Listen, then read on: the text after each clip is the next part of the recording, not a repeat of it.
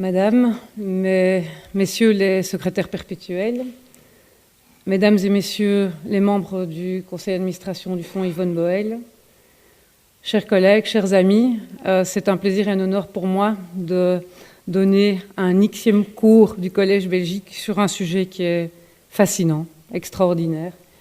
Et croyez-moi, j'ai fait participer toute mon équipe pour vous offrir ces diapositives, ces idées. Tout le monde a travaillé, les juristes, les docteurs en sciences, les pathologistes, tout le monde. Donc effectivement, comme vous l'a dit Hervé Asquin, le monde est numérisé partout. Rien ne nous épargne en termes de numérisation. Et effectivement, certains esprits chagrins vont le regretter. J'espère qu'en sortant de cet exposé, vous comprendrez que c'est une solution à beaucoup de nos problèmes. Et vous verrez combien le Fonds Yvonne Boel a été avant-gardiste dans ce domaine et combien nous avons été aidés pour préparer, il y a déjà très longtemps, ce que nous sommes en train de vivre maintenant au niveau de l'anatomie pathologique et de la numérisation de l'anatomie pathologique. Je vais brièvement vous dresser quelques défis en matière de soins de santé. Brièvement, mais vous les connaissez déjà, c'est simplement pour recadrer les problèmes auxquels nous sommes confrontés, qui font les grandes lignes de tous nos médias, jour après jour. Je vous parlerai de médecine numérisée, impossible de parler de tous les domaines de la médecine numérisée. J'ai choisi 3 domaines qui, je pense et j'espère, vont vous intéresser, qui sont le dossier patient informatisé. Vous allez tous y être confrontés dans les mois, j'espère dans les mois et pas dans les années qui viennent. Le dossier de la digitale pathologie, qui est directement un dossier qui s'est développé dans nos institutions grâce au Fonds Yvonne Boel. Et puis, je ne peux pas ne pas vous parler du mobile health, c'est très clair. Nos iPhones, tout ce qui est, tous les devices qui ont été développés par les sociétés et qui vont nous permettre de changer tout à fait l'aspect de la médecine, je ne peux pas ne pas vous en parler. Mais je ne vous en parlerai que très peu. Je pense que ça mérite vraiment un sujet, un colloque. C'est vraiment, à mon sens, un point très important. Quelques questions éthiques et juridiques pour terminer, parce que vous verrez combien la numérisation de la médecine va changer tout à fait. La manière dont le patient va se placer au centre de sa maladie, la manière dont les médecins vont devoir interagir avec lui. Les défis. Les défis, on les connaît. Il y a des défis qui sont nés de choses vraiment très positives. Il est clair que les soins de santé sont très bons partout, enfin en Belgique, en Europe, en Amérique du Nord, et on sait très bien que l'espérance de vie a très fortement augmenté ces derniers temps. Vous voyez que plus de 10 ans depuis 1970, c'est énorme comme augmentation de l'espérance de vie. Il y a aussi énormément de maladies chroniques. Il y en a beaucoup plus. Il faut savoir qu'avant, ces maladies étaient aiguës et entraînaient le décès des patients. Elles passent à chronicité, ce qui veut dire que les professionnels de la santé doivent faire face à des patients porteurs de maladies chroniques, donc de longue durée, avec des traitements tout à fait particuliers. C'est certainement un des points majeurs, un défi majeur que nous rencontrons en tant que professionnels de la santé. Ajouté à l'espérance de vie qui a augmenté, eh bien, nous sommes face à énormément de patients qui présentent des comorbidités, c'est-à-dire plusieurs maladies. De manière très pratique, ce n'est pas évident, ce n'est pas facile de soigner un patient qui a plusieurs maladies. Vous connaissez ces gens âgés qui sont dans des institutions avec des cocktails de médicaments et qui finissent par avoir des complications liées au fait qu'ils ont 2 médicaments qui s'opposent, etc., etc. La comorbidité est quelque chose qui est le quotidien de pas mal d'institutions. On oppose à ce paysage de la médecine qui change la pénurie des professionnels. On ne va pas vous parler de numérodynamie aujourd'hui. Pourtant, j'ai beaucoup de respect pour les étudiants qui, aujourd'hui, commencent des études de médecine. On peut les remercier. C'est incroyable de commencer des études de médecine dans des conditions dans lesquelles ils les commencent à l'heure actuelle. Dire qu'il y a trop de médecins, ok, peut-être. Moi, je peux vous dire que quand vous attendez pour vos rendez-vous, quand vous attendez 6 mois pour avoir un rendez-vous chez un ophtalmologue, c'est clairement qu'il n'y a pas assez d'ophtalmologues. Donc, je pense que la réalité parle d'elle-même. Les coûts en médecine ont augmenté terriblement. Les thérapies ciblées, magnifiques, qui nous ont permis de faire des bonds incroyables dans la guérison de certains cancers, comme le cancer du sein, ont réellement un coût élevé. Il faut pouvoir porter ce coût. Il y a le coût du médicament en tant que tel, la Herceptine par exemple, mais aussi le coût pour les hôpitaux. Donner ce type de thérapie nécessite toute une série d'infrastructures, nécessite, et vous le verrez, je vous l'illustrerai, nécessite la mise en évidence de cibles, de contrôle de qualité. Tout ça coûte très cher aux hôpitaux. Et malgré tout ce que je vous dis, et lisez simplement une des journaux lorsque Maggie de Bloch dit qu'on va faire des économies en matière de santé, on supprime des résonances, on supprime des scanners. C'est peut-être très très bien, c'est vrai que les scanners ça irradie, mais ça fait des diagnostics aussi. Et on voit que effectivement les dépenses en termes de soins de santé sont très élevées dans les pays dits riches, c'est-à-dire 10% du PIB. En Belgique, on n'a pas à se plaindre. Pour aller right to the point, la Belgique a vraiment un niveau de soins de santé qui est très très élevé. Regardez l'espérance de vie, quasi 81 ans. Regardez pour le nombre d'habitants, 98 hôpitaux. On peut se poser la question de savoir si c'est pas trop peu, mais moi je pense que c'est vraiment beaucoup. Il y a des tas d'articles qui peuvent étayer ces informations. 650 000 personnes employées dans les soins de santé. Et comme partout dans le monde, les maladies chroniques qui augmentent. 10,2% du PIB et 42 milliards de dépenses. Ça peut être effectivement un chiffre qui peut impressionner, mais les soins de santé, la qualité des soins de santé, c'est un coût, c'est sûr. Suivant les number one en matière de business, la Harvard Business School, ils ont une filiale qui ne s'occupe que de business plan pour la santé. Eh bien, voilà ce qu'ils ont publié en 2016. Nous y sommes. The health crisis, on y est. On est au pied du mur. Aux États-Unis, au Canada, en Europe. On ne peut plus continuer comme ça, et vous le sentez déjà très certainement. On ne peut plus continuer parce que face aux défis et face aux ressources, il y a un déséquilibre qui est intenable, et il va falloir que l'on gère ce problème de la difficulté d'obtenir des ressources cohérentes pour soulever tous les défis qui sont les nôtres en tant que professionnels de la santé. La question qu'on va se poser au cours de cet exposé, c'est est-ce que la numérisation de la médecine va nous permettre de relever ces défis? Est-ce que la numérisation de la médecine va diminuer le coût de la médecine? Je n'en parlerai pas beaucoup, je ne parlerai pas énormément d'économie, mais il y a pas mal de business plans qui ont été établis, qui sont très intéressants et qui prouvent qu'il y a des pistes. La numérisation, Hervé Asquin vous en a parlé, elle est partout. Dans les 10 grandes capitalisations boursières, 5 géants de l'informatique et de l'e-commerce.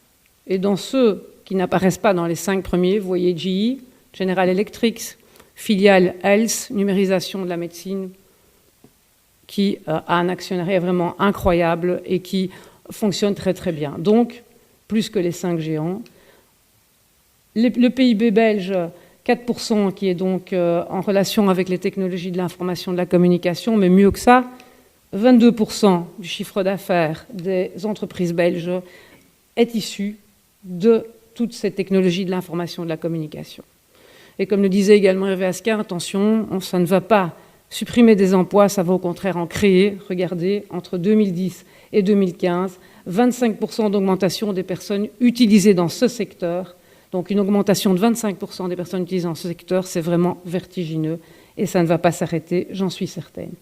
Ça veut aussi dire non seulement des postes en plus, mais aussi des métiers différents, des nouveaux métiers qu'il va falloir créer. Il va donc falloir faire de l'enseignement, il va falloir faire de l'information sur ces métiers. Donc c'est énormément de possibilités d'emploi pour nos jeunes. Est-ce que vous avez échappé à la vague Pokémon Go ? Personne n'y a échappé. Il paraît qu'il y a même des Pokémon dans l'académie. C'est vrai, dans le jardin de l'académie, il y a des Pokémon, on me l'a dit. Alors, ce succès est extraordinaire. Même, on peut en penser ce qu'on veut. Pokémon Go, regardez l'adhésion. Lancé en été, 21 millions d'utilisateurs, 5 millions de nouveaux téléchargements par jour. Chaque utilisateur, plus de la moitié des utilisateurs ils retournent le lendemain addictifs, très addictifs, la chasse aux Pokémon. Et première chose qui était intéressante, c'est de se dire, on va utiliser les applications mobiles pour la santé, eh bien, ne soyons pas trop méprisants par rapport à Pokémon Go. Comment ont-ils réussi à obtenir un tel engouement? C'était simple, accès libre, touchait les jeunes où ils le souhaitaient, ce qu'ils voulaient, très ludique. Les gens ont envie de rire de temps en temps. La société est un peu triste, ils ont envie de s'amuser. Et, on est tout à fait dans le thème de l'exposé, il y a déjà des analyses faites, il marche 45 minutes par jour en plus. Parce que pas question de chasser le Pokémon dans une voiture, ça va trop vite, le jeu s'arrête, il faut marcher. Incroyable Pokémon. Et donc, si vous croyez que la numérisation n'est pas en marche, je peux vous dire que les médecins qui vont vous soigner demain, ils sont en train de chasser le Pokémon aujourd'hui. C'est très clair. Donc, cette médecine numérisée, elle est là, elle est partout, elle est présente. Elle est présente d'une manière chaotique, comme tous les nouveaux concepts. Les êtres humains construisent des nouveaux concepts de manière vraiment très hétérogène. Et si vous voulez rechercher sur le net des informations sur la médecine numérisée, vous avez déjà au moins une 50aine de termes différents. Alors cette terminologie variable souligne quoi? Souligne qu'on est dans l'émergence d'un nouveau concept, que chaque expert va lui donner son nom, que les Français vont plutôt franciser les termes, télématiques, que les anglophones vont plutôt parler d'e-health, que les Belges vont faire un peu des deux. Et donc, tous ces concepts nouveaux, au-delà du fait que la terminologie est complexe, doit attirer notre attention, puisqu'on va parler de mettre en réseau des données. Si on ne parle déjà pas le même langage, si on n'a déjà pas les mêmes noms, on risque d'avoir des difficultés. Il va donc falloir, le premier effort va être un effort de terminologie. Et on voit que dans le plan fédéral de Maggie de Bloch, de la ministre Maggie de Bloch, il y a un point qui est un point de terminologie. On voit également qu'il y a énormément de sites qui sont des sites de promotion de la médecine numérisée qui organisent des concours pour ces différents aspects de nomenclature. Donc, vous n'avez certainement pas échappé à l'hôpital du futur, la révolution digitale qui va améliorer le confort et la sécurité du patient. Oui, c'est clair que quand on parle de digitalisation, de transfert de données, on a peur. On a peur de la sécurité, de la confidentialité du serment d'Hippocrate. Mais non, la sécurité est bien là. L'informatique a bien géré sa sécurité, les banques l'ont déjà très bien compris, vous le savez. Le e-health, donc la numérisation de la santé, c'est quelque chose qui ne date pas d'il y a un an ou deux. Si vous voyez, les communautés européennes ont déjà organisé des meetings, ils sont à leur 9e meeting en 2016. Toutes les sociétés organisent des meetings dans leur domaine sur la numérisation. Et vous pouvez déjà introduire vos propres résultats sur MyHealth Avatar ou MyHealth Monitor, et vous aurez des médecins, peut-être des ordinateurs, je ne sais pas ce qu'il y a derrière, qui vous donneront un avis médical. Donc, on pourra en penser ce qu'on en veut. Il y a peut-être déjà là une petite dérive, mais on est déjà très très loin dans la médecine numérisée. Certains s'inquiètent. Transhumanisme, est-ce qu'on a encore besoin des médecins? Est-ce que c'est des ordinateurs qui vont nous soigner? Donc une angoisse très importante, c'est ce qu'on appelle l'ubérisation de la médecine. Les gourous de la Silicon Valley, qui eux sont persuadés que tous les diagnostics et tous les traitements vont se faire avec l'aide d'algorithmes, ils n'ont pas tout à fait tort. Il ne faut pas avoir peur du progrès, il faut l'intégrer. Et donc, l'ubérisation de la médecine, on peut la voir, la craindre, il faut l'encadrer. Il faut l'encadrer de manière éthique et juridique et scientifique. Donc, les différents ordres des médecins, et ceci c'est l'ordre des médecins français, ont essayé de mettre un petit peu d'ordre dans toutes les structures, et vous voyez que les différents aspects de la médecine numérisée s'interpénètrent largement, et c'est complexe. Quand on parle de santé mobile, on parle de l'iPhone, on parle des smartphones, mais on parle aussi d'objets intelligents, de capteurs intelligents, qui permettent par exemple de suivre à distance l'attention des patients. Quand on parle de télémédecine, on parle de diagnostic radiologique, on parle de diagnostic anatomopathologique, mais on parle aussi de beaucoup d'autres choses. Et donc tous ces termes sont encore en cours de précision. Et je pense qu'une des grandes étapes, comme je vous l'ai dit, de la mise en place d'une structure correcte de la médecine numérisée sera cet exercice de terminologie. Qu'en est-il de la Belgique? En 2013-2014, beaucoup de discussions, beaucoup de tables rondes et une décision, comme tous les autres pays du monde, de se lancer dans l'e-santé.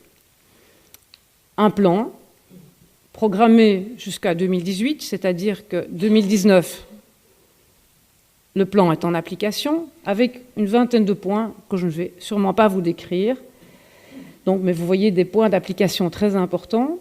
Savoir que ce plan d'action a été élaboré par tous les acteurs du secteur, et vous verrez quand on dit acteurs, c'est beaucoup de choses. Ce n'est pas que les médecins, les infirmières, les kinésés, c'est les pharmaciens, c'est les mutuelles, c'est l'INAMI, c'est beaucoup de choses. Et donc ce plan est fédéral, mais comprend également des discussions préalables avec les régions. Ça n'a pas empêché la Wallonie de faire un plan numérique wallon dans lequel vous avez de la santé, ni la Flandre de faire la même chose. Ça, c'est la Belgique. Mais donc, quand on analyse ce plan, et pour avoir assisté à la conférence de presse du premier bilan, on voit que la priorité, et c'est tout à fait justifié, qui a été donnée en Belgique, a été de créer un dossier informatisé unique pour nos patients. Donc un dossier informatisé qui va être évidemment développé en milieu hospitalier, ça c'est déjà largement le cas avec une très grande hétérogénéité au sein de nos hôpitaux, mais surtout qui va permettre un échange avec nos médecins généralistes. Et c'est là que les choses sont plus compliquées, entre les hôpitaux et les prestataires extérieurs, et qui va surtout permettre aux patients, et il y a une loi qui permet aux patients d'avoir accès à ces données depuis très longtemps, d'avoir accès à son dossier à tout moment, mais d'avoir surtout un dossier qui est vraiment un dossier à jour, donc qui est de manière immédiate à jour. C'est évidemment très important, ainsi que le dossier pharmaceutique. Je vous donnerai juste un exemple. Vous décidez de passer un week-end à la côte, vous avez un dossier qui est localisé sur Bruxelles, vous avez un petit couac et vous arrivez à la gare à la côte, eh bien, en 2 minutes, vos données patients sont accessibles, disponibles. Vous comprenez très bien en tant que patient l'intérêt de ce type d'outil. Et je comprends que ce soit la priorité du plan e-health, bien entendu, même si nous, pathologistes et mes collègues radiologues et mes collègues biologistes cliniques regrettent un peu le peu de place laissée au diagnostic. Je le redis assez souvent, sans bon diagnostic, sans diagnostic robuste, n'essayez même pas de faire un choix thérapeutique. Donc ce dossier patient informatisé, eh bien, ce sont des diapositives qui viennent d'une étude hollandaise, ça c'est la Hollande, ça c'est la Belgique. Et donc non, c'était... Enfin c'est quasi ça. Mais ça c'est la Belgique, c'est vrai. Et donc, qu'en est-il de ces données patients? Qu'en est-il de nos données en tant que patients? Tout ça s'est construit au fil du temps, sans réflexion d'une structure au niveau du pays, bien entendu, avec nos régions, mais aussi avec nos différents réseaux. Et la communication, elle est tout à fait décentralisée par rapport aux patients. Vous entrez dans un hôpital, et dans l'hôpital dans lequel vous vous trouvez, il y a vos données. Vous allez chez votre médecin généraliste, et votre médecin généraliste a votre dossier. Et donc, les mutuelles ont leur dossier. Tout l'aspect pharmaceutique, tous les médicaments que vous prenez sont soit chez votre médecin généraliste, soit au niveau hospitalier. Les assurances, bref, quand on parle des professionnels de la santé, vous voyez qu'il n'y a pas que les médecins, il y a tout un groupe de professions très spécialisées qui sont là pour prendre en charge le patient, bien isolé. Et comment peut-il avoir un contact facile avec son dossier? Il doit téléphoner, il doit demander qu'on lui envoie. Comment fait-il? Tout ça n'est pas encore très facile à l'époque, à l'heure actuelle. Et donc, la volonté de ce plan cancer est de remettre le patient au centre de ses données, parce que ces données, c'est lui. On verra exactement ce que sont ces données. Et donc, de centraliser les choses pour avoir un dossier unique autour du patient et pouvoir développer à grande échelle la médecine personnalisée, parce qu'on ne soigne plus une maladie, bien entendu, on soigne un patient. Un cancer du sein n'est pas le même que le cancer du sein de l'autre patient, il doit être caractérisé, et vous verrez que dans le futur, ça ira encore bien plus loin que simplement mettre en évidence des cibles. Il y aura un séquençage complet de la tumeur, il y aura énormément de données. Et donc, la médecine personnalisée est la médecine d'aujourd'hui et de demain et passe par ce dossier numérisé, unique, qui est accessible par tous. Dossier dans lequel vous avez évidemment toutes les informations administratives, séjour hospitalier, suivi des médecins généralistes, les rapports des kinés, les rapports des infirmières, les prises de médicaments, les effets secondaires sur prise de médicaments. Bref, vous comprenez aisément, je ne vais pas rentrer dans tous ces détails, le bénéfice pour les patients, mais le bénéfice pour la société aussi. Plus d'examens redondants. On ne va pas vous refaire 3 scanners parce qu'on ne trouve pas l'ancien scanner, parce qu'il a été fait dans une autre institution, et qu'on doit vraiment savoir ce qui se passe au niveau pulmonaire. Parce que vraiment, vous êtes arrivé pour un problème aigu. Donc, les médecins ne font pas des scanners pour s'amuser, ils font des scanners parce qu'ils ont besoin des résultats. Et donc, ce dossier unique va permettre de diminuer toute une série d'examens redondants. Alors, qu'en est-il de nos réseaux ? Eh bien, il y avait, il n'y a pas longtemps, 5 réseaux. 3 en Flandre, il n'y en a plus que 2. Donc, le réseau de Gand et Anvers se sont regroupés pour organiser le COSO. Et le réseau de la KUL est isolé. Enfin, isolé et a des contacts avec COSO. Donc, on a un réseau au niveau de la Flandre, pour le moment, qui est subdivisé avec 2 coffres-forts. C'est quoi un coffre-fort ? C'est l'endroit où on met les données patients.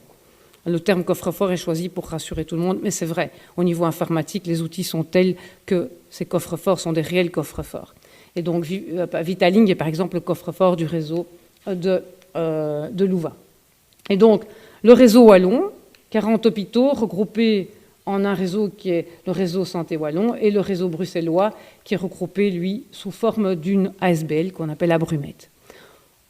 Donc la volonté de ce plan, c'est d'alimenter le plus possible ces réseaux, que tous les hôpitaux y participent et que ces réseaux communiquent entre eux, pour communiquer entre eux via le Meta-Hub national qui est la plateforme e-health. Alors si vous voulez savoir ce qu'est la plateforme e-health, je vous conseille d'aller voir le site internet, 250 projets, colossal, énorme, pas très facile à comprendre, mais en tous les cas, dans le cadre du plan e-health fédéral, c'est cette plateforme qui va abriter nos données à travers ou de manière directe à travers les coffres-forts qui existent déjà. Donc vous voyez qu'on est déjà très très loin. Alors, vous pourrez vous poser la question de savoir, mais que faut-il faire ? Eh bien, en tant que patient, vous devez vous inscrire dans un des réseaux. Vous avez le choix du réseau que vous souhaitez. Vous devez vous inscrire. Pourquoi ? Vous avez bien compris que vos données vont être, et on reviendra sur cet aspect, être transférées entre différents cliniciens appartenant à ce réseau et vous devez donner votre consentement. Vous devez dire que vous consentez au fait que vos données soient partagées. Et donc, soit vous êtes interpellé peut-être par mon exposé ou peut-être par ce que vous avez lu dans les journaux, le Vif l'Express en parlait en détail déjà en 2015, soit c'est votre médecin généraliste qui vous dit, qui vous explique quel est le réseau sur lequel il travaille et qu'il vous demande donc d'y participer, soit c'est au cours d'une hospitalisation, soit c'est votre mutuelle qui vous aide à vous inscrire. Mais regardez, 3 546 925 patients se sont déjà inscrits en juin 2016. L'avantage est vraiment colossal pour tout le monde. Et donc, il est important que le patient comprenne bien ce que ça veut dire que s'inscrire sur un réseau, les avantages, mais aussi les obligations que cela représente. Et donc, c'est quelque chose que tous les citoyens belges auront à faire dans les années à venir. Les médecins aussi doivent s'inscrire. Et pas plus tard que samedi, je parlais avec le secrétaire perpétuel de l'Académie de médecine et il me disait combien la charge administrative des médecins généralistes était lourde et complexe et qu'en s'inscrivant dans ces réseaux, ils gagnaient un temps colossal, temps qu'ils pouvaient réutiliser pour leurs patients. Et donc, il y a beaucoup de médecins généralistes qui sont affiliés à ces fameux réseaux digitaux, on les appelle les réseaux digitaux, et qui, dans leur pratique quotidienne, ont déjà un bénéfice très important de cette médecine numérisée.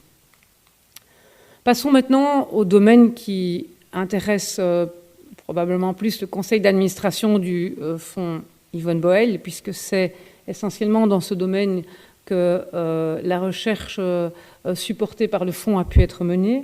C'est donc la pathologie digitale. Il y a aussi énormément de termes différents pour pathologie digitale, numérisée, télépathologie. Je pourrais vous en citer 7 ou 8 de mémoire.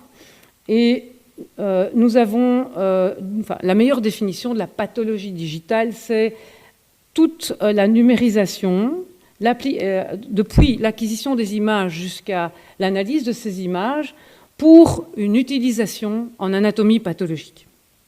Alors, on va commencer par l'anatomie pathologique.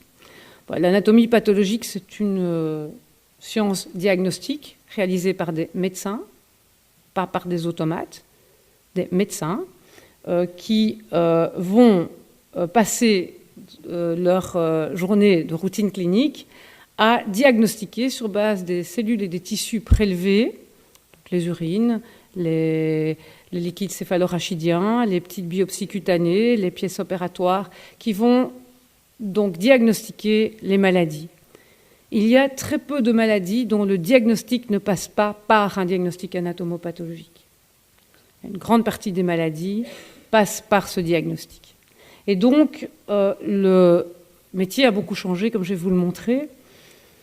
Et il faut savoir que c'est une spécialité qui est aux confins entre la recherche et la médecine, parce que les actes techniques sur lesquels le métier repose, sur lesquels le diagnostic intellectuel du pathologiste repose, sont de plus en plus complexes et nécessitent des applications technologiques importantes. Et pour ceux qui avaient assisté au dernier cours que j'avais donné dans le cadre du fonds Yvonne Boel, on avait largement parlé de la biologie moléculaire et de tous ces tests. C'est à ça que je fais allusion.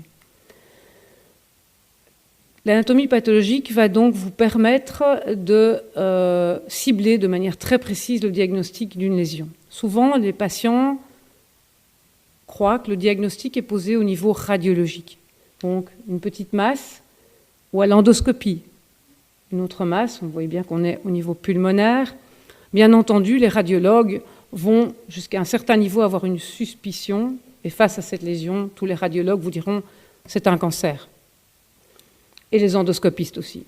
Mais vous aurez besoin, on parle de médecine personnalisée, pour affiner votre diagnostic, d'analyser exactement le tissu, d'abord pour confirmer qu'il s'agit bien d'un cancer, parfois on a de bonnes surprises, mais aussi pour caractériser au mieux ce cancer. Et donc, cette caractérisation va passer par quelque chose qui est qui est vieux comme le monde, qui est une technique très simple et qui est encore la base même du diagnostic à l'heure actuelle, qui est la transformation de ce tissu qui va être biopsié en cette lame. C'est une lame de verre sur laquelle vous avez une partie du tissu qui est coupée en fines tranches de quelques microns. Toute cette technique se fait grâce à des techniciens expérimentés qui vont donc faire suivre à l'échantillon toute une série de modifications physiques de manière à arriver à ce bloc en paraffine qui est comme de la cire, et grâce à ce bloc où vous avez donc les échantillons, vous pourrez réaliser ces coupes. Ces coupes vont être analysées au microscope. Vous voyez qu'on est déjà dans l'image. On est tout de suite dans l'image, et c'est le pathologiste qui, en analysant les coupes, en confrontant avec sa mémoire visuelle et toute son expertise, cette muqueuse ici qui est un estomac normal, toute une série de critères, et cet adénocarcinome gastrique, ici un cancer gastrique, qui va poser son diagnostic et affiner son diagnostic. Pour affiner son diagnostic, il va analyser toute une série de critères morphologiques, mais également d'autres marqueurs, comme vous le voyez ici, des marqueurs protéiques. On en avait également parlé au cours de l'exposé précédent. Marqueurs protéiques, simplement je vous rappelle ceci pour que vous soyez conscient que tout le diagnostic anatomopathologique est basé largement sur des images. Lorsqu'on va s'attaquer à l'ADN, au noyau de ces cellules, il y a encore des images pour certaines technologies, pour d'autres, on a alors des chiffres, c'est du séquençage pur et dur, mais il y a énormément d'images.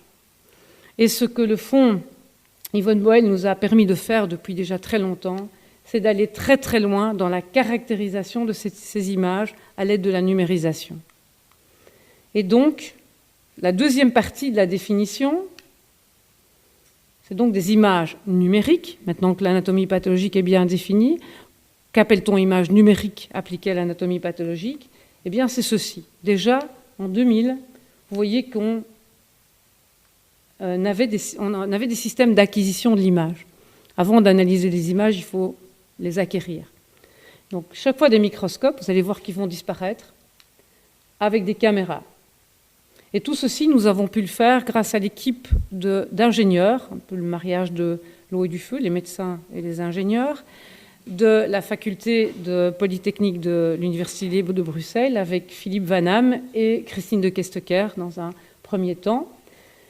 Et nous avons pu développer cette plateforme de numérisation de l'image vraiment de manière colossale grâce à un outil, et j'en profite pour remercier la famille de Mme Feyerick, qui nous a permis d'acquérir un tissu micro-array automatique qui nous permettait d'analyser des centaines d'échantillons et d'améliorer de plus en plus ces outils qui, vous le voyez, existaient déjà en 2000. Le futur, il n'y a plus de microscope. Ici, vous avez un système qui nous permet d'acquérir des images sans microscope. Et Hervé Asquin vous a parlé de Diapat, la région de Charleroi, de Gosselies. C'est bien là que nous avons pu nous développer, le professeur Christine de Kesteker et moi-même, en créant une vraie plateforme intégrée de médecins et d'ingénieurs dont la recherche était dédiée à l'acquisition de l'image et à la quantification de ces images en anatomie pathologique. Si nous n'avions pas eu cette structure dans un environnement très propice, qui est le CMMI, qui est donc un regroupement de toute une série de laboratoires, il y a aussi des PET scans, des résonances, dont l'objectif est d'améliorer la recherche en imagerie médicale, eh bien, nous ne serions pas prêts pour le programme Segundos tel que je vais vous le montrer maintenant. Je n'oublie pas Olivier Debert également, qui s'est égaré parmi les médecins de temps en temps. Alors ce système, ce fameux système, qui est donc un système qu'on appelle scanner de lame complète, Whole Slide Image, il a simplement réussi à faire ce qu'un microscope fait. Un scanner, vous avez tous des scanners, vous scannez des documents, c'est en 2 dimensions. Le pathologiste, si vous leur donnez des images et qu'ils n'ont pas toute la lame, ils vont vous dire non, non, c'est hétérogène, moi je veux tout voir, est-ce qu'on ne m'a pas caché quelque chose? Donc il fallait avoir un système qui nous permette de scanner toute la lame, toute cette lame en verre. Mais au microscope, vous avez différents grossissements. Donc vous avez le 3e axe, l'axe Z. Il ne suffit pas d'aller en XY, il faut aller en Z aussi. Et pour chacun des pixels, il faut que vous puissiez faire comme votre microscope, avoir votre grossissement différent. Et donc vous devez imaginer que ce scanner, cette machine que vous voyez là, qui est toute petite, qui ne prend pas beaucoup de place, est capable de faire ça, donc de scanner toute la lame, et que pour chaque point, elle est capable de remplacer un microscope. Donc le pathologiste va pouvoir utiliser les lames qui ont été numérisées pour faire du diagnostic clinique comme s'il avait un microscope. Alors, regardez la taille des fichiers générés, 2 gigas. Juste pour vous donner un exemple, les hôpitaux de Paris, de la ville de Paris, ont décidé de faire une étude pilote, comme Segundos en même temps, on a commencé en même temps qu'eux, et se sont proposés de revoir les cancers du sein. Et dans une première étape, ils ont numérisé toutes les lames histologiques du laboratoire d'anatomie pathologique pendant 1 mois. Et ils ont occupé l'équivalent de 2 ans du système d'archivage, donc du PACS, donc du serveur de la radiologie. Les radiologues ont jeté les pathologies dehors et ont dit non, non, vous n'avez qu'à avoir votre PACS à vous, ce qui n'existe pas. Et donc, c'est pour vous dire que ces images sont vraiment très, très lourdes et il y a encore quand même des défis technologiques à adresser. Et on parle beaucoup des big data, vous entendez parler des big data dans tous les domaines, et bien ici, nous sommes face à un problème de big data. Alors comment comprendre ce que fait le scanner? Eh bien, le pathologiste va analyser sa lame comme vous allez sur Google Earth. Vous allez aller de plus en plus près, vous allez voir des zones d'intérêt, ici la tumeur, la nécrose, de plus en plus près, tiens, coloration brunâtre, les noyaux sont bruns. Oui, effectivement, les noyaux sont bruns, pourquoi? Parce qu'on a utilisé un anticorps cible pour mettre en évidence les cellules qui prolifèrent, et les noyaux bruns sont des noyaux qui prolifèrent, les bleus ne prolifèrent pas. Juste une petite parenthèse, pas de transhumanisme, simplement vous dire qu'un ordinateur va quantifier beaucoup mieux qu'un œil humain le nombre de noyaux bruns par rapport au nombre de noyaux bleus. Donc, je pense qu'il faut songer à cet outil. La quantification est vraiment quelque chose de très compliqué pour l'œil humain. Comme je vous le disais, des images très très lourdes, très difficiles également à stocker, qui étaient jusqu'il y a peu très difficiles à transférer, mais ça s'est terminé, les transferts sont très rapides et je vais vous le prouver, où que vous soyez.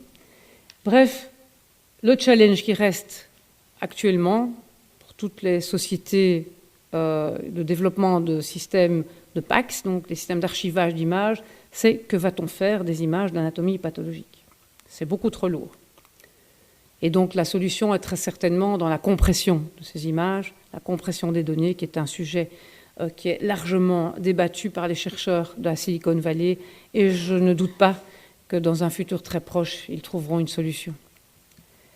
Donc, on est passé du microscope au scanner d'image, et je peux vous dire, pour l'utiliser, et les responsables de Diapat qui sont dans la salle pourront le confirmer, vous pourrez en parler avec eux, en 5 minutes, une lame est scannée. On peut placer de 60 à 100 lames par jour dans à la fois dans le système, c'est tout à fait automatisé. Les ingénieurs de Polytech ont développé des logiciels qui permettent d'avoir des images de qualité, avec des contrôles de qualité. Bref, c'est l'outil à utiliser. C'est tellement l'outil à utiliser que les Américains ont déjà constitué des fermes de scanners. Et il y a déjà dans certains endroits des pathologistes qui reçoivent le matin des images digitalisées provenant de scanners qui ont travaillé la nuit. Ensuite, une fois que vous avez acquis l'image, eh bien, vous allez devoir travailler sur cette image. Comme le pathologiste va faire son diagnostic, vous allez regarder cette image, annoter des zones d'intérêt, peut-être accepter qu'un ordinateur quantifie pour vous certaines choses. Moi, je suis assez favorable. On n'est peut-être pas très nombreux. Favorable parce que je pense que ceci, c'est compliqué, c'est difficile. Là, tout le monde dit « ok, c'est positif, c'est clair ». On peut donner un traitement aux patients, c'est un cancer du sein. Si vous avez ce marqueur brun, la patiente aura de la Herceptine. Si vous n'avez pas de marqueur brun, la patiente n'en aura pas. Donc, je pense que dans des zones de gris, c'est très bien d'avoir ce que moi j'appelle une assistance diagnostique. Donc, l'ingénieur qui remplace le médecin, ça fait peur à tout le monde. Regardez la lecture qui était proposée par un site, pour l'été passé, par un site de patients français, avec toute une polémique sur la médecine sans médecin. Je pense que ça peut faire peur, mais j'aimerais bien que vous reteniez que c'est le progrès et on peut l'intégrer. Avec beaucoup de prudence, mais on peut l'intégrer. On peut tellement bien l'intégrer que l'année passée, une fusion dans les big compagnies américaines est apparue entre Merge Health et IBM Watson. IBM Watson, qui est donc probablement, sans faire trop leur publicité, la société qui number one en intelligence artificielle, ça me paraît clair. Si vous vous souvenez, c'est cette société qui a réussi à mettre au point un programme de jeu d'échecs et qui a battu le numéro 1 mondial.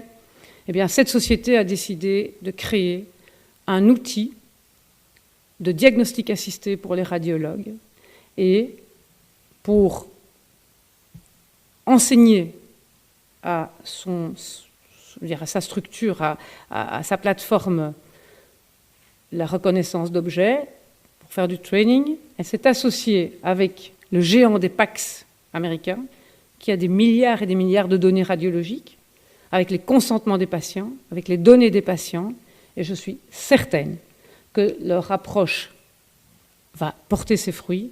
Donc l'idée étant que, avant que le radiologue ne reçoive ces radios, donc les différentes séquences, ils reçoivent également un algorithme qui est tout à fait construit par un ordinateur qui lui dit dans autant de pourcents des cas, je pense que. Il faut savoir qu'il y a énormément de variables cachées dans les dossiers. Un esprit, un humain, aussi bon soit-il, ne peut pas avoir accès de manière immédiate à toutes ces données. Et il est évident que, je ne dis pas qu'il faut remplacer le médecin, mais que cette aide au diagnostic est très certainement quelque chose de puissant. Et je pense que ce sera la médecine de demain.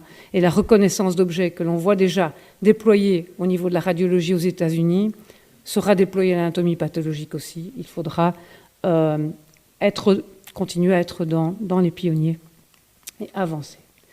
Une fois que vous avez donc acquis votre image, vous l'avez analysée, vous avez votre diagnostic, il faut que ce diagnostic, c'est ce que vous recevez actuellement, dans des délais les plus rapides possibles, vous recevez un protocole. Alors le protocole, c'est simplement avec des mots, avec évidemment des classifications internationales, tout ça est assez structuré, avec des codifications.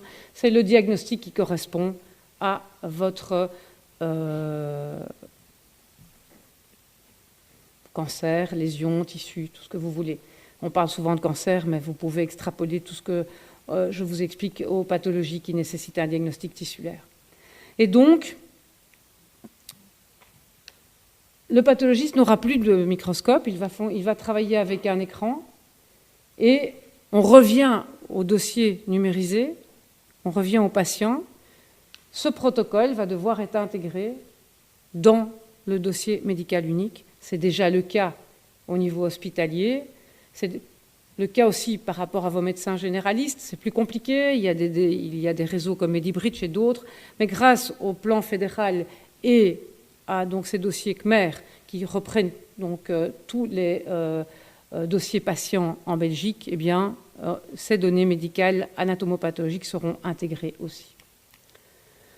La situation actuelle en anatomie pathologique, elle est comme la situation de beaucoup de spécialités. On est en healthcare crisis, comme disent nos amis d'Harvard. On nous demande de plus en plus, pour parler simplement, il y a des nouvelles thérapies ciblées qui apparaissent. Je ne vous parlerai pas de PD-L1 et de l'immunothérapie du cancer qui va révolutionner sûrement le traitement du cancer dans les mois qui viennent. Nous avons des demandes de plus en plus importantes de développement de tests, de mise en place de tests.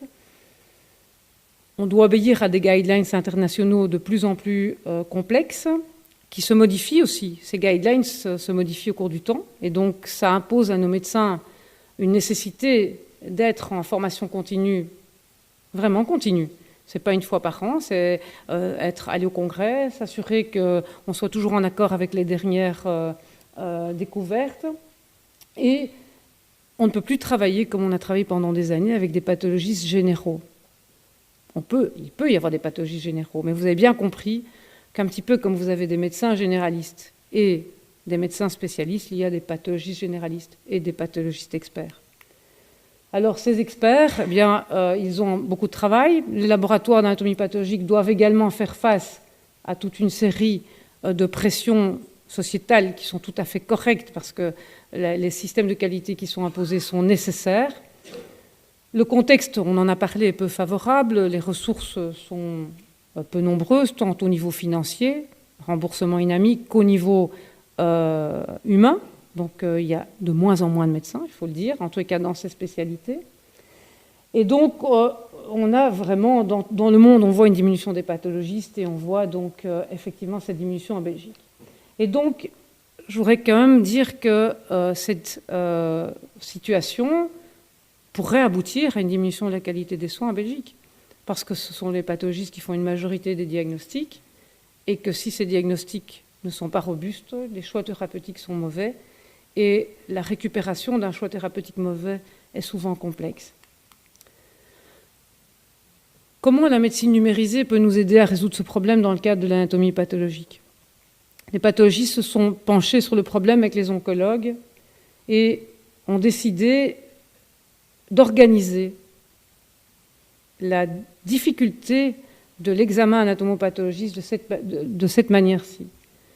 De garder des pathologistes généraux, mais pour certains types de cas complexes, de faire appel à des pathologistes experts. C'est ce qu'on appelle la seconde lecture.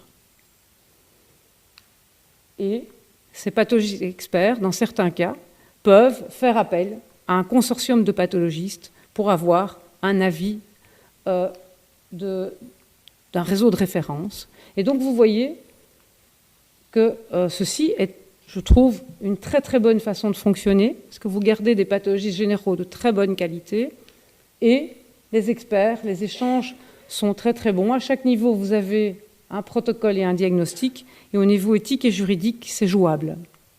Je dis c'est jouable, il n'y a aucune loi qui régule ce que je viens de vous montrer, mais c'est jouable. Si vous regardez ce qui est indiqué ici, il est indiqué virtuelle pathologie. Donc c'est un rapport qui a été transmis au cabinet de Madame la Ministre pour lui proposer un mode de fonctionnement dans le cadre des cancers rares, mais c'est applicable à toutes les pathologies un peu complexes. Et on s'est tous accordés pour dire que la digital pathologie était nécessaire. Et donc Segundos, le projet qui est porté par le fonds Yvonne Boel, va nous permettre de mettre en place ce genre de structure. Vous devez savoir que cette mise en place est complexe, parce que même si cette splendide machine scanner de l'âme complète est en tant que tel un système révolutionnaire et vraiment très utile, les Américains, qui sont toujours très forts sur la balle, ne l'ont toujours pas accepté comme étant un outil pouvant être utilisé en clinique. En d'autres termes, ce n'est pas encore FDA approved. Donc, intéressant. Ça veut dire qu'il y a encore des choses à améliorer avant de pouvoir passer un outil clinique. Même Wikipédia, on peut en penser ce qu'on veut, il faut tout vérifier dans Wikipédia, mais même Wikipédia dit non, ces scanners de l'âme ne sont pas encore acceptés par la FDA. Mais en juin 2016, apparaît l'ouverture du tunnel.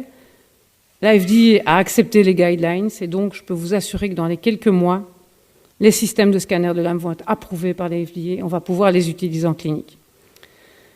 Et donc ça date de 2016, donc je pense que pour 2017, ce sera chose faite.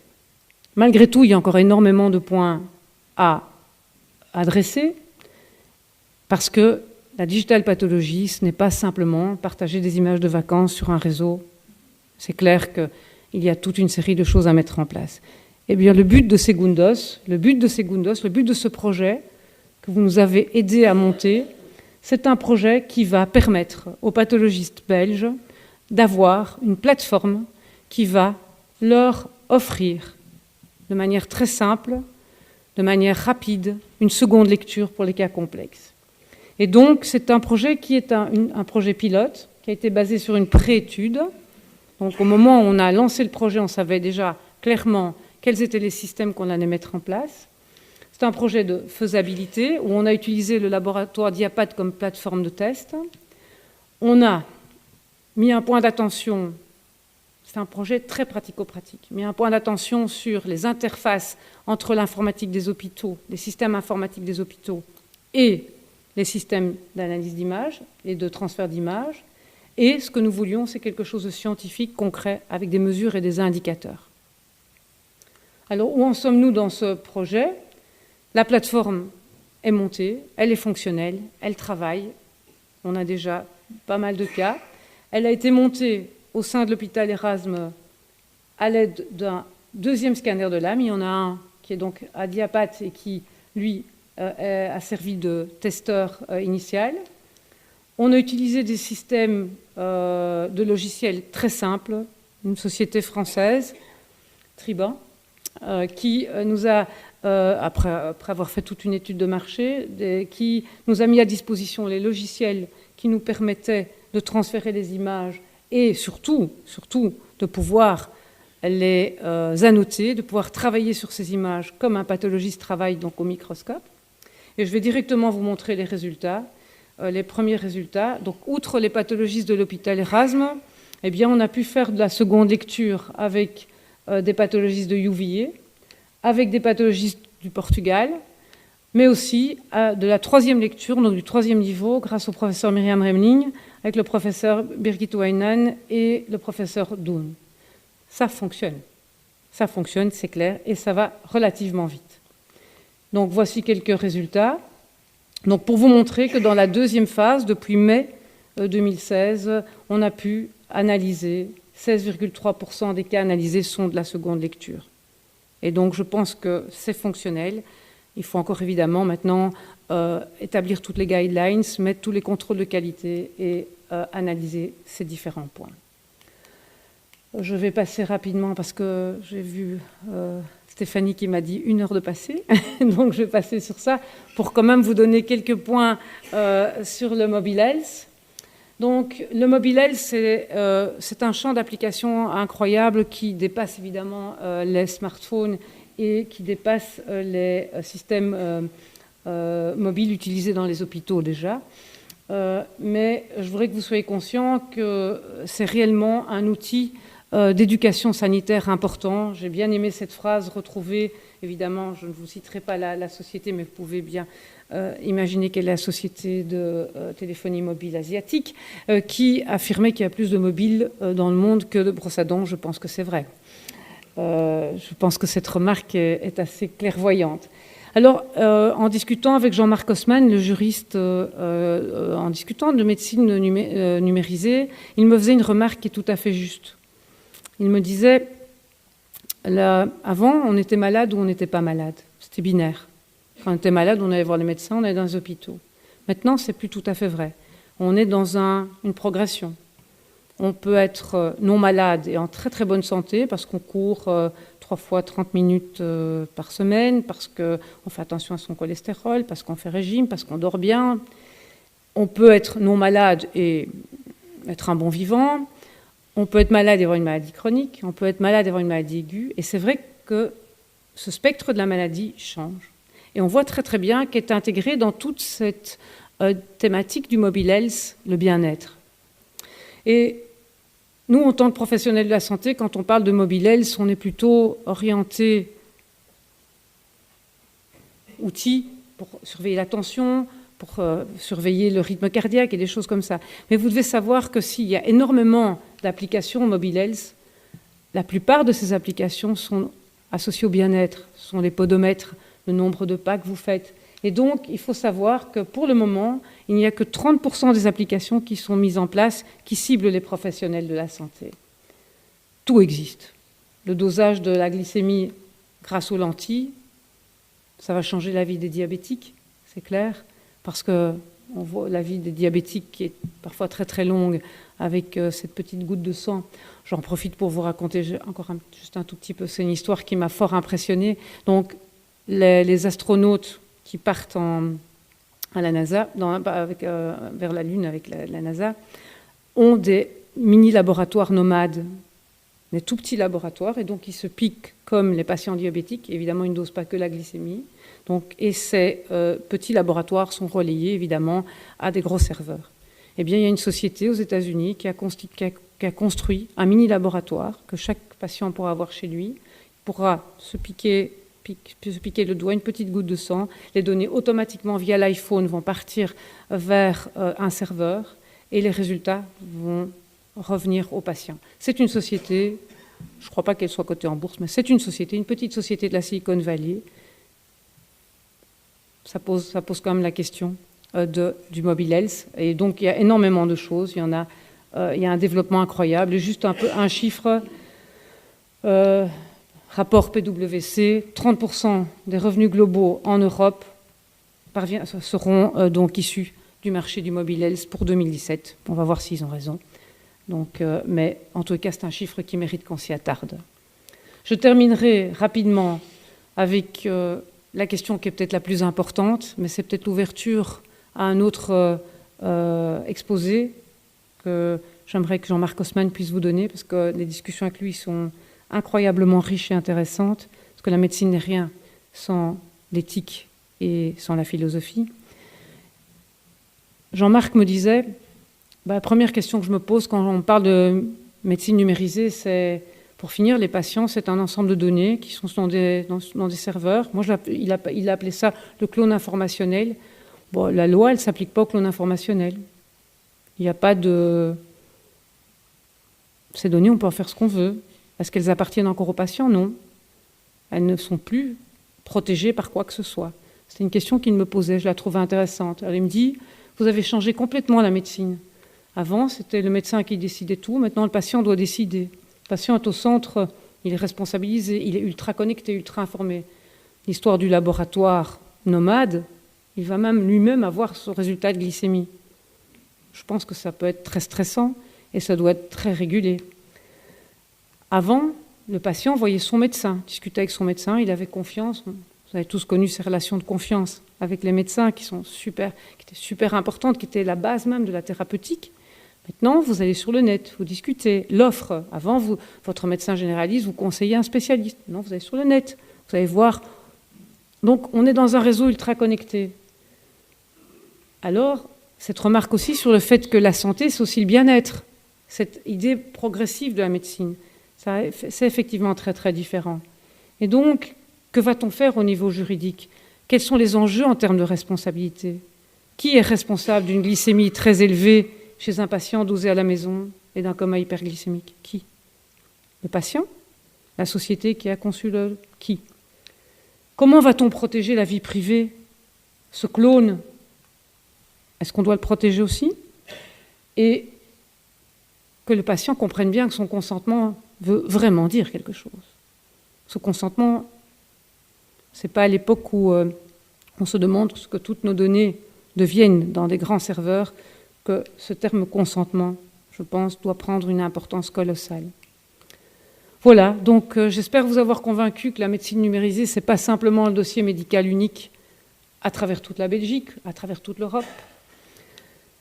Ce que je voudrais vous dire, c'est que la rapidité de l'évolution technologique est vertigineuse, est vraiment vertigineuse, et elle va plus vite que la manière dont nous arrivons à l'implémenter, qu'on soit professionnel de la santé, qu'on soit consultant chez PwC, qu'on soit juriste.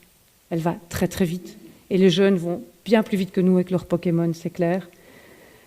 N'oublions pas que dans le développement de la médecine personnalisée, n'oublions pas que le diagnostic est primordial et que le diagnostic assisté est très important. Comme le robot aide le chirurgien à opérer, le diagnostic assisté aidera le radiologue et le pathologiste à diagnostiquer.